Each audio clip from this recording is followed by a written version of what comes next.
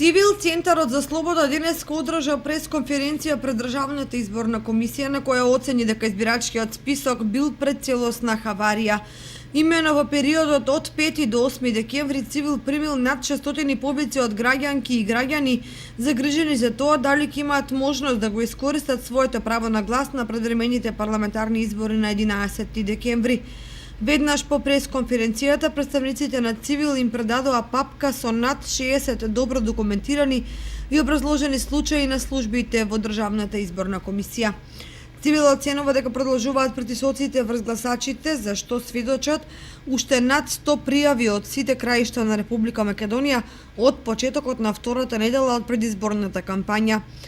Вкупно над 170 случаи на притисоци, закани, злоупотреби и други категории на нерегуларности се пристигнати во Цивил во периодот од 21 ноември до 8 декември.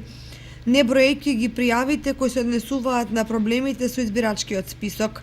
На пресконференцијата беше презентиран краток преглед од изборниот мониторинг на Цивил, за што се упатени барања и препораки до партиите, институциите и гласачите.